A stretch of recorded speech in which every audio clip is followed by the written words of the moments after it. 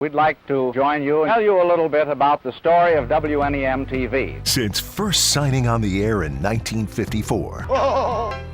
This is News 5. News 5, Mid-Michigan's news leader. WNEM TV5 has a rich tradition of being the station you turn to in mid-Michigan. This is our debris signature right here. Absolutely. With a weather team you've always trusted. Water this high, this fast. Load everybody on the bus and take them to the churches. Covering the stories impacting mid-Michigan. There will be hockey in Saginaw again. Keeping you informed when you need it most. Welcome to TV5's special town hall meeting on the Flint water crisis. Working with you to better our community. To try and help find a cure. And in the last 7 decades, the one thing that hasn't changed is our commitment to you. And downtown Midland was right in its path.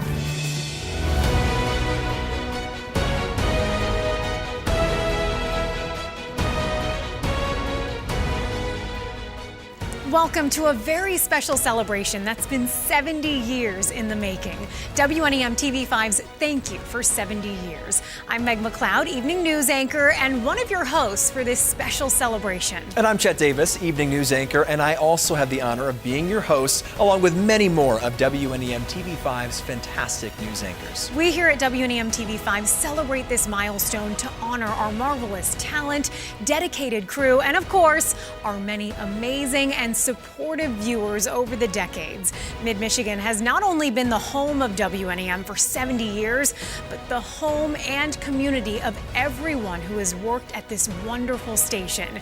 And for that, we want to thank you for 70 years. Now join us on a journey through the decades as we take a look at the great moments and memorable people who have made WNEM TV5 what it is today.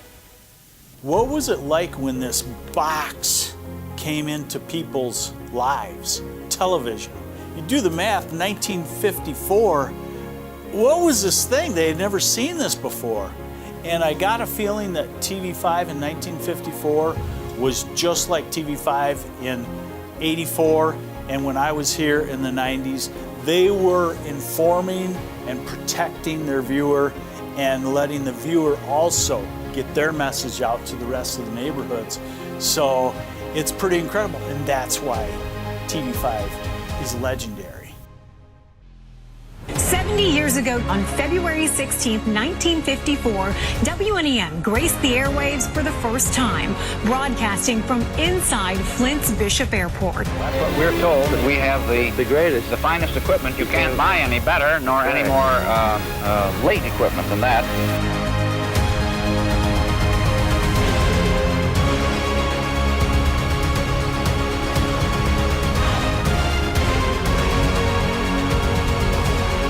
Chuck Waters did weather, and then he had his own puppet show. You're all from Saginaw, is that right? Well, I know you're anxious to meet my old buddy Hoss over here. Boy, over there he is. He's got his nose in it again this morning. I beg your pardon. Well, you can beg it later, right? Chuck Waters was an icon. He was an icon. I was on Chuck's TV show in the late 50s. Right Come now, over here. No, over here. I'll be right over. Just a minute. Listen, fella, this is the Hoss Show. Come over here. Yes, sir. I Come got to here. do something. I'll be right Come over here. Yes. What do you mean I got my nose in it? Well, I mean, you're being nosy again. I'll be right back. Well, I have never in all my life. Wait a minute. I got to give the Pledge of Allegiance. Yes, I'll give you a pledge right in the head there.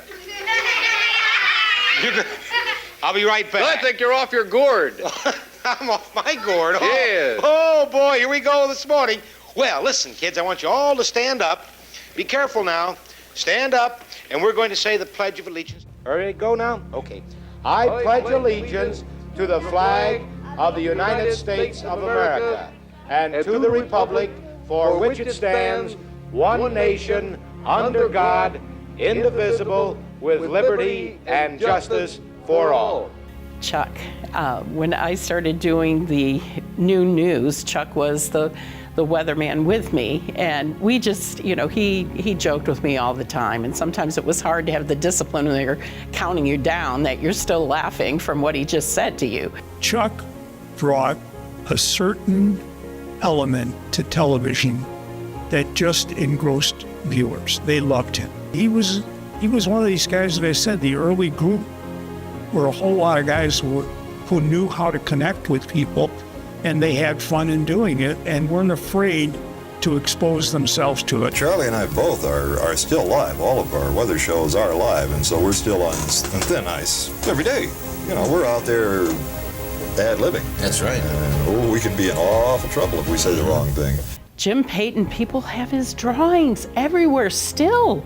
It is amazing. He was so skilled at doing those drawings, and again, such a way to connect him with viewers. Everybody, by and large, is getting their forecast from pretty much the same source, and it's a matter of you're trying to make your weather show a little different than the next guy's. And since I had this hobby of drawing little people and little animals, as mentioned, no training, no formal training, just something that evolved from childhood, I decided to take a whack at it, incorporating some sort of a cartoon and drawing on the air as I was talking about the weather. And it's kind of stuck. And you can understand that our weather watcher won't be just hopping tomorrow. He'll be jumping for joy after very cold temperatures this past 24 hours or so, and a cold night tonight.